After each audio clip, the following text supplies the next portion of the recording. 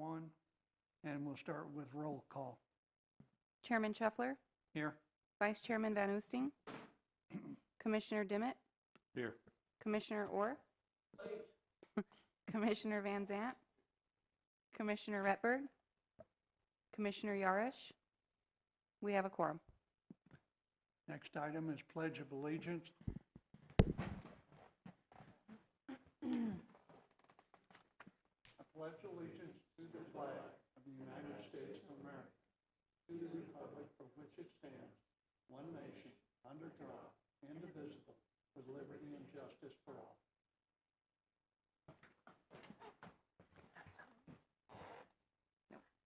Okay, now we're going to look at two different meetings for approval of minutes.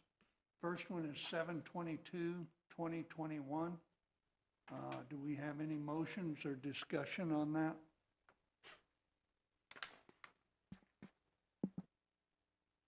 I'll make a motion to approve those minutes. All in favor? Aye. That motion passed. The next one is the regular meeting for minutes 8/26/2021. Same thing. Do we have any discussion? Do we have any motion? I'll motion to accept those minutes. We'll now take a vote. Ayes. All in favor say aye. Aye. All opposed? That passes. Next thing is consideration of public comments. Do we have anybody that is waiting to speak other than what's on the agenda later? No, we do not have any. Okay, we'll move on down. All right, staff report on septic systems. I didn't skip anything, did I? Yeah.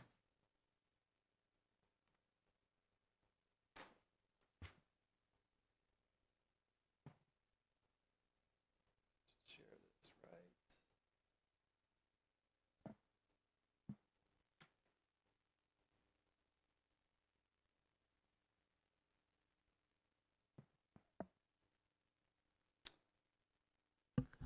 All right, good evening, Commissioners.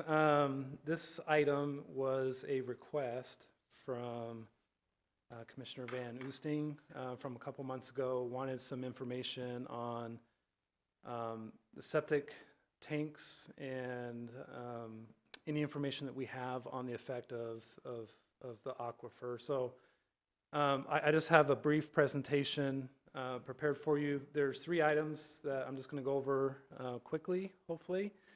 And first item is just a general explanation of the septic system process.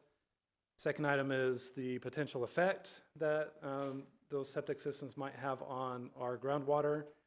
And then I'm going to, at the end, talk just a little bit about what we call the area-wide water quality management plan. So as many of you know, septic systems typically consist of a septic tank and a leach field. The tanks generally are there to separate solids. So they'll separate the solids and scum, and to a certain degree, microorganisms digest the solids. And periodically, that tank will need to be pumped to remove solids. The effluent, which is the water that leaves the septic tanks, goes into leach fields. And those leach fields are there to try to provide additional treatment of the effluent. But those results are variable and they're very specific. The quality of treatment is very dependent upon the soil conditions in that area and the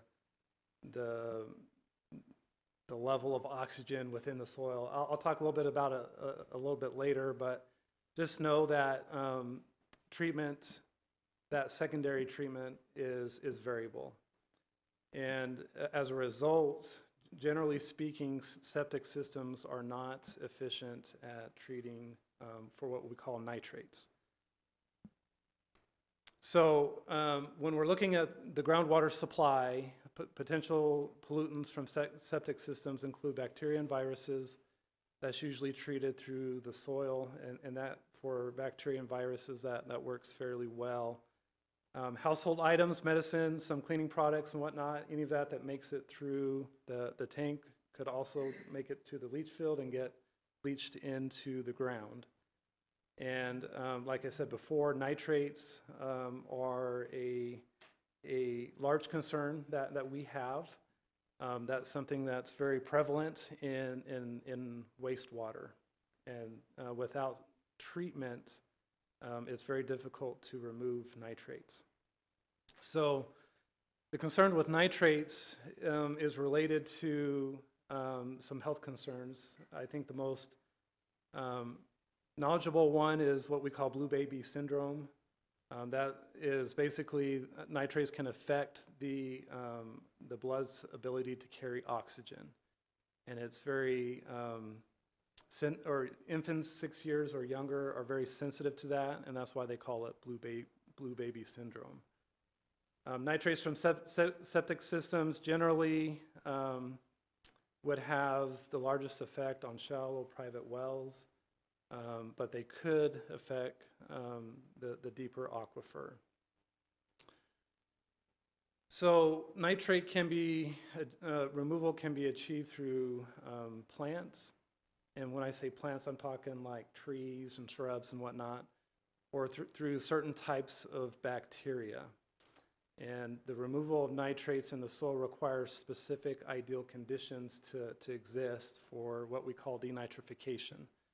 And basically, in a nutshell, what we're looking for is for conditions for a specific type of bacteria to exist in conditions that is near or absent of oxygen. And what they do is they consume the nitrate and for their oxygen supply, and the result is nitrogen gas. So generally speaking, for those ideal conditions, you want a deep, moist, fine-textured soil to allow those types of biological conditions to occur. Generally, in the arid Southwest, we have kind of a coarse soil, sandy, and it can percolate a lot faster. So generally in the arid Southwest, it's a little bit trickier to get those types of conditions to occur. When we're in some of the studies that have been done, when they're looking at nitrification and denitrification within the soil, the basic criteria is the quicker and further that effluent goes down, the less nitrogen removal occurs. So if you got a real sandy soil or something like that, it's going to the soil's not going to work very well for nitrogen removal. Like I said, I think that's a repeat. Nitrates from septic systems generally would have the largest effect on shallow private wells. You know, if we had a perched aquifer or a shallow groundwater, that can get into the water system a lot faster. And there are certain parts within town that does have what I would consider a shallow groundwater, probably in the order of 100 to 150 feet. Generally, when we're pumping water out of the aquifers of our main wells, our high production wells, those are set around 800 feet. So in terms of water quality, there are known water quality issues relating to nitrates, and they've been attributed to septic systems in Bullhead City and Lake Havasu City. And I think it's well documented, and there's a lot of history there. Lake Havasu City undertook a huge project to get a lot of people off of septic. And that was actually, I think ADQ got involved as well to try to remedy the situation. Locally here in Kingman, there was a study in 2000, and that seems to be the latest one that I was able to find on the ADQ website. For the Wallapai Basin, which serves the majority of Kingman, They found that of the samples that they took, about 42% of those samples had what they considered elevated concentrations of nitrates. And of 3 of those sites, they said that the nitrogen levels exceeded health-based standards. The rest of them were well below the water quality standard. So generally speaking, when we're talking about the treatment of wastewater, we like that to occur within publicly owned treatment facilities, like our Hilltop wastewater treatment plant or our downtown wastewater treatment plant. In those plants, we generate conditions that are ideal for this denitrification to occur. And so that's really the primary treatment that we perform at the wastewater treatment facility is this nitrogen removal. And it's something that is monitored closely by both us and by the state to make sure that we're meeting the water quality standards as we discharge that into washes or later on into hopefully a recharge well. So there's something what is called the area-wide water quality plan, and this is something that is required by the Clean Water Act. You'll often hear it referred to as like the 208 plan, or you might hear the word the 208 boundary. And it's all related to this water quality management plan. And the goal of this plan is to identify area-wide wastewater treatment needs and water quality management problems. And as part of this, you establish a program that will protect, maintain, and improve those needs and problems as it's feasible. So in Mojave County, this was created in 2003. It was adopted by the county and by the city and other jurisdictions within Mojave County. The city of Kingman was delegated authority for what is called a designated management area. And within that management area, our responsibilities as a city is to manage the sewer treatment facilities and the collection systems within the boundary. It's also our responsibility to try to implement goals of the plan within our water boundary, or within our boundary, which more or less coincides with our water service boundary. So just as a note, this boundary includes areas both within the city limits and outside of the city limits. And generally speaking, as part of that plan, if you were to read it, when it talks about the city of Kingman, it basically talks about our trying to get everybody connected to our collection system so that it can be properly treated. So in a nutshell, that's a little bit about septic systems and the effect of the groundwater supply and the area-wide water quality management plan. So if there's any questions, I can take those now.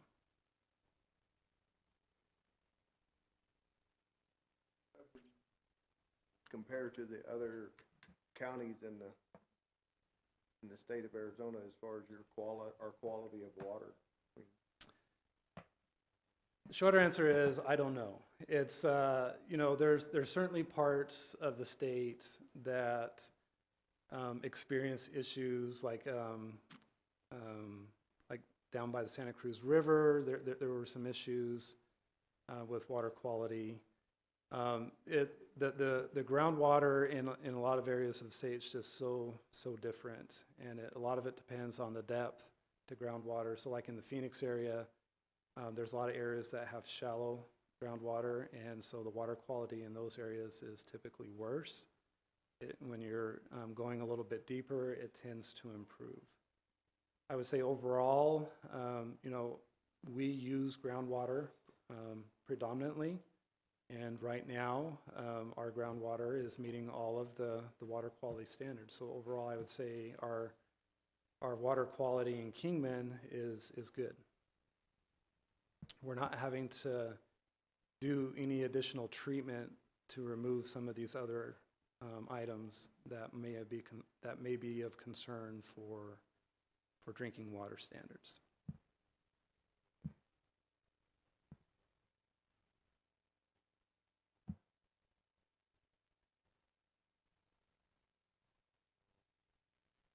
You have any more discussion, any more questions?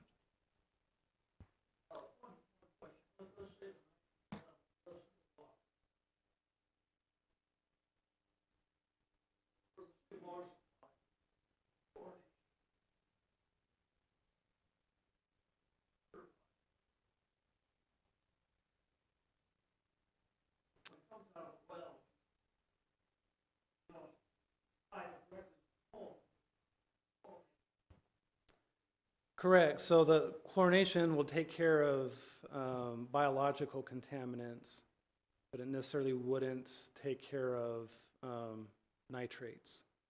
Like you can't boil water or anything like that to get rid of nitrates. You would have to go through some other type of process to remove nitrates.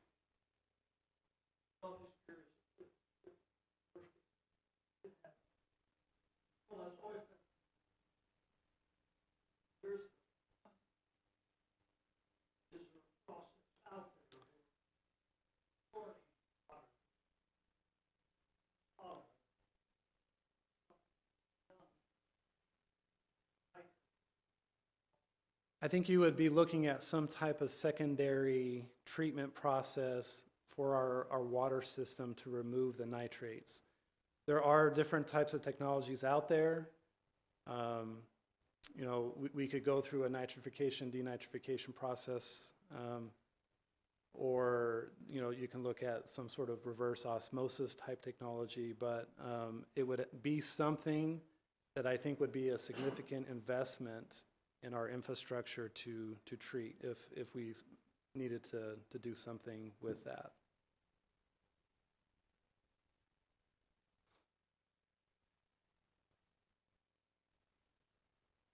Everybody all right? All right, I'm going to move on to the next item. It's item 4 for new business. Review and recommendation for water service to unsubdivided parcels. ENG 21-0075. And we'll hear from staff. Okay. This item is related to an application submitted by Kingman Land Holdings. Their agent is Traven Pennington, and they are asking for water service approval for the parcels list shown here in yellow on the screen. So it consists of 4 different parcels totaling roughly 150 acres. And based off the information that they provided, they're estimating about 571 residential lots for this development that would be developed in phases. The existing infrastructure in this area comprises of, and it's hard to see, but I'll just put the cursor here, or actually I'll put the little hand here. There's a 12-inch water main and a 12-inch sewer main right here in Grace Neal Parkway that serves the existing Eagle View subdivision right now. And all of that infrastructure is coming in off of East View Road. Neither of these mains are sufficient to accommodate the proposed development. And so when we're looking at this, generally speaking, the utility regulations would require the following things to occur: that a public or water sewer connection needs to be required to extend across the total frontage of the property to be served, that any additional facilities needed to provide adequate service to the development shall be provided by the developer, and that all water service requests shall take into account the relationship between the proposed infrastructure and the overall city master plan. And that would be the master plan for water and the master plan for sewer.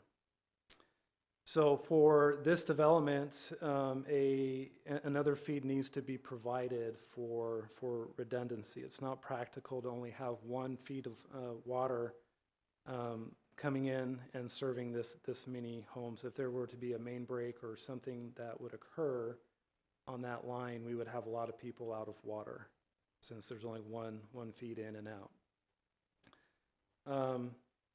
The city's water master plan shows in this area, so you can see here in yellow the lines here. So for the overall transmission of water, the master plan is looking for 12-inch mains within the Gray Snail alignment, within the Roosevelt alignment. And honestly, I'm not sure what this road alignment is called, but at the north end there. So we would need 12-inch mains along the perimeter of all those developments to provide adequate water delivery. For this development, we would be asking for, water mains adjacent to the areas here in red. And then our suggestion would be that the developer for the second feed, that they come in and tie in at Roosevelt here.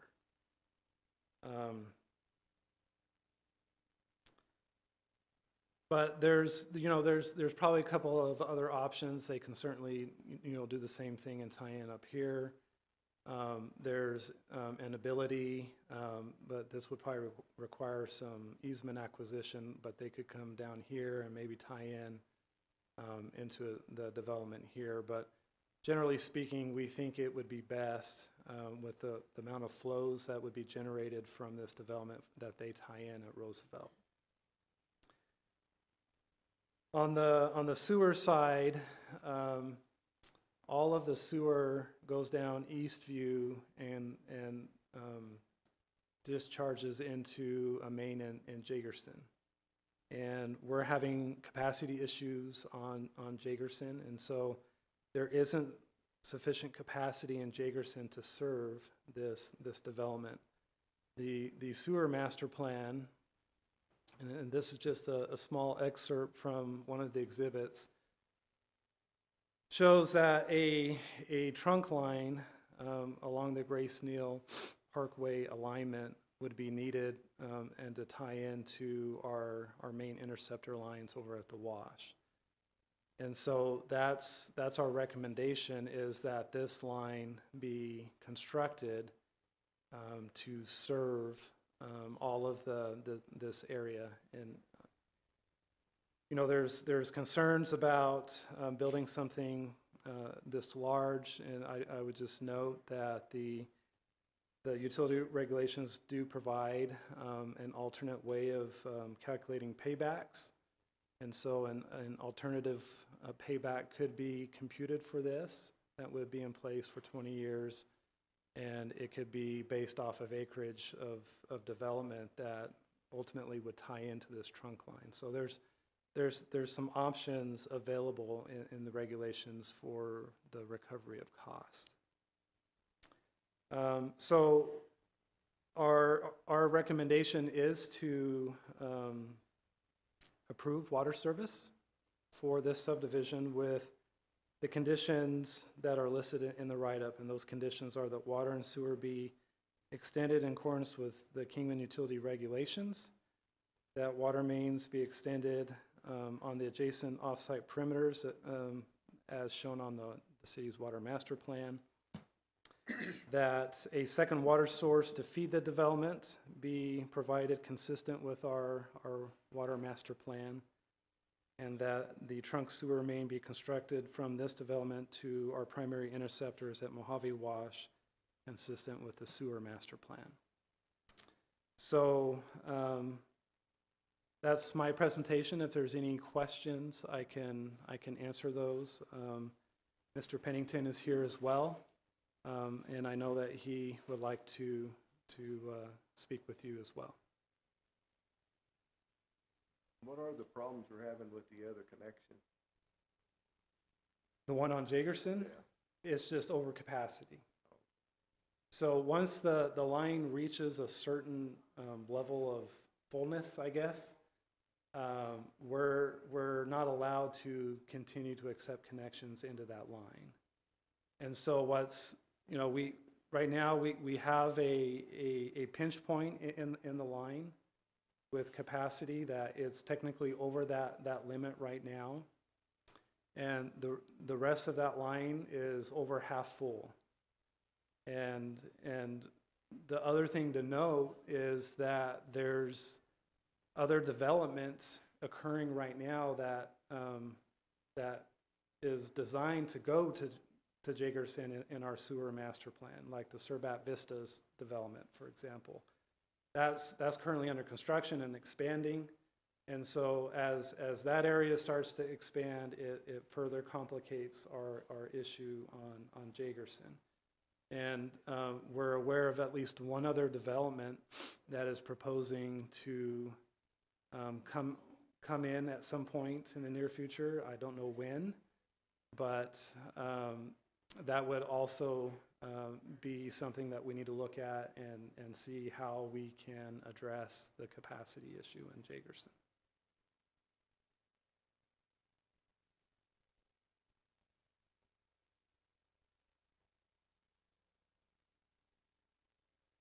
Do you have any other discussion?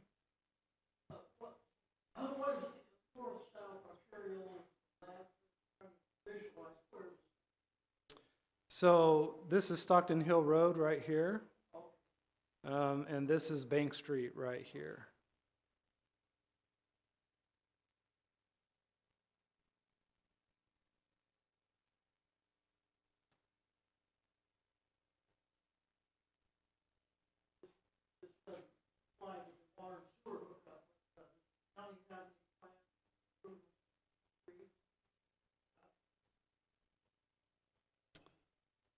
You're talking like Grace Neal Parkway? Yeah, I won't go into that too much because that's not something on the agenda, but I know that they're looking at it. Yeah, I know they're looking at it.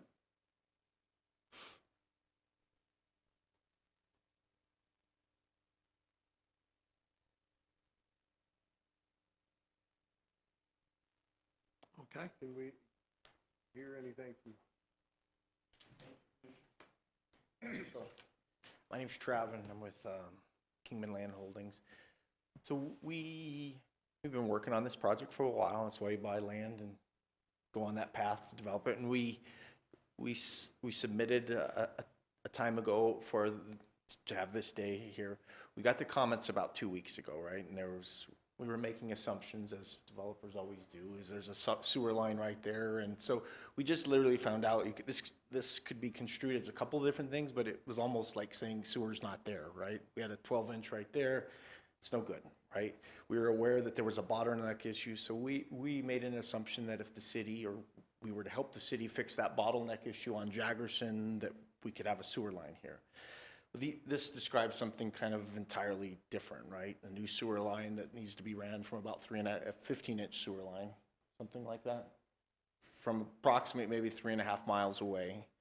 And so this is a big, I mean, not a game killer, but it's so, and it seems like in the past that this is the type of project that the city would participate in. This is a sizable, both of these requirements, both the 12-inch water mains and the perimeters, and the possible 15-inch sewer line coming from Mojave Wash. These are significant. And so I'd ask that tonight maybe we table this so that we can have some time to work maybe these issues out. What we're going to ask city staff to is explore all the options of what, like some cost sharing agreements could be. One of them could be like a traditional development agreement. One could be, recently this group passed a list of projects. So you guys passed on to council the sewer investment fees, right? And on that sewer, and then when they passed those, there were particular projects on that list that went, and that's how we dictated the cost of those fees. This project wasn't on there, right? But maybe this is a project that that was a 10-year plan, but maybe it sounds like this is a project that could qualify for that 10-year plan.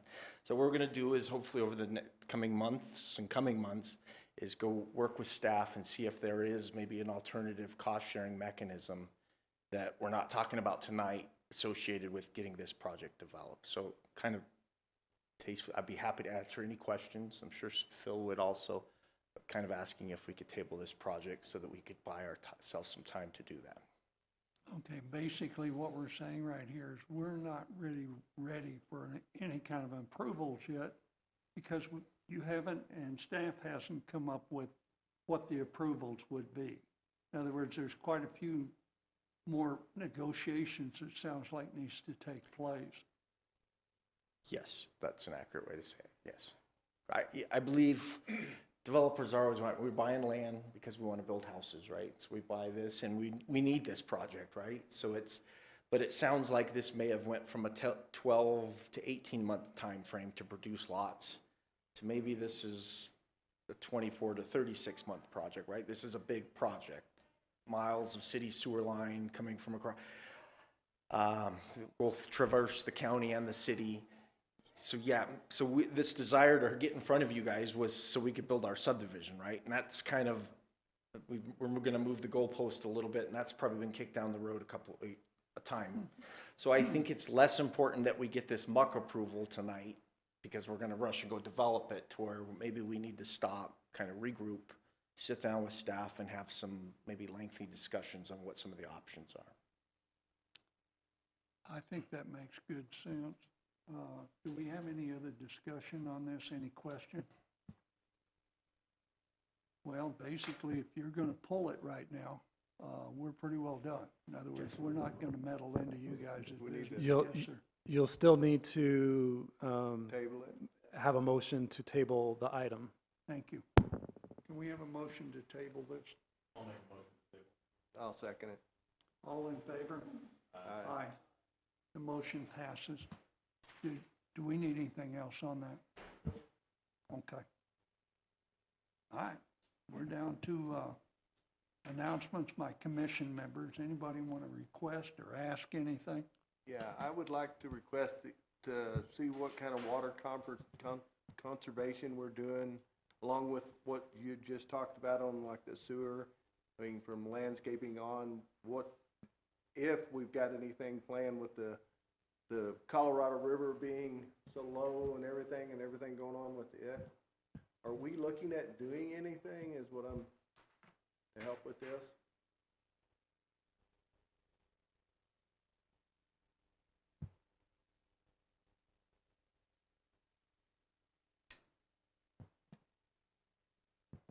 We will add it and bring it later. All right, all right. In other words, that's on the agenda for next time, and we'll have some sort of report on that. Okay. Anybody got any questions or anything else they want to ask or get information on? Okay. Last thing is, can I have a motion for adjournment? I'll motion to adjourn. All in favor? Aye. Aye. We are adjourned.